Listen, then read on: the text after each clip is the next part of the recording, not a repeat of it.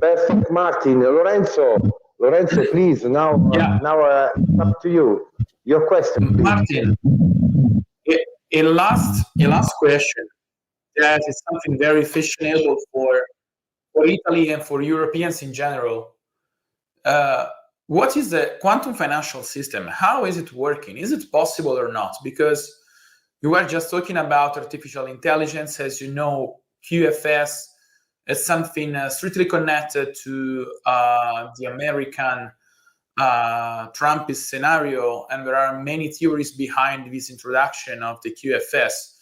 But now we are seeing around the world that all this based market is changing, and looking forward the future, we need to understand what is this QFS, if it's possible, is it working, is it real, or are we still not in this dimension of a quantistic financial system? No, I don't see it. This is more of theory. Okay.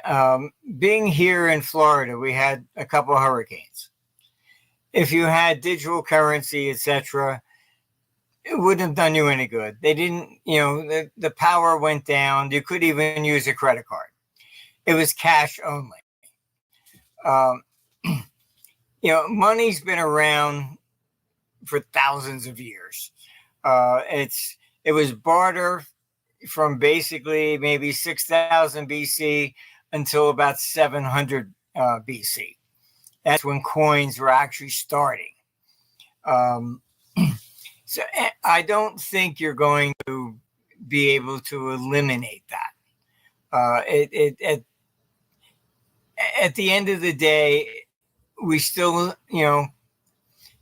putting everything on a internet, the power grid, it's very risky.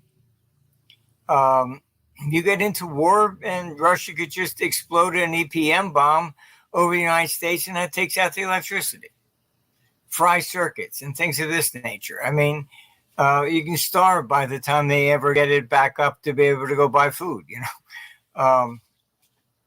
So I'm more of a skeptic on that longer term.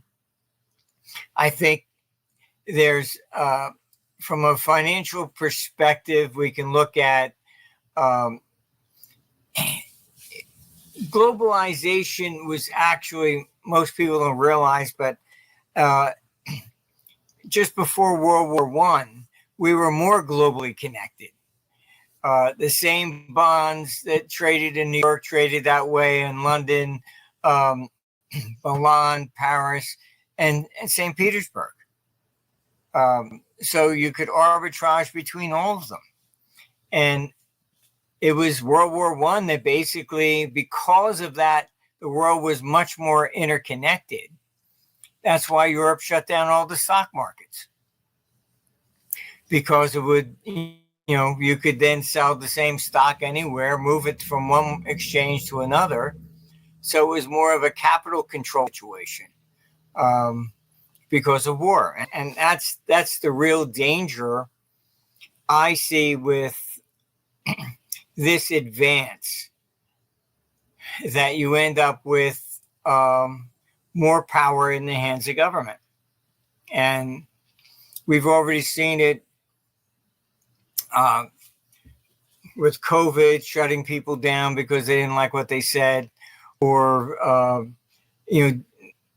getting to the point of debanking people like they did to Nigel Farage for political reasons. So I'm not in favor of this. I think it's much more authoritarian, and we don't want to give government more power because they always will abuse